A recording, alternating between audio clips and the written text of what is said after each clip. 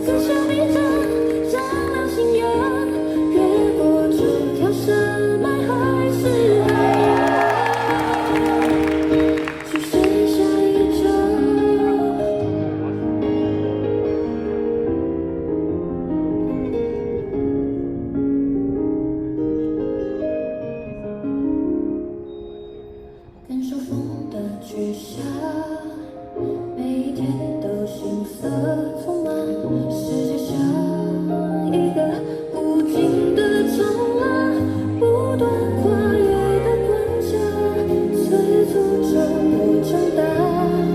既然世界邀请我，那就前往。若没有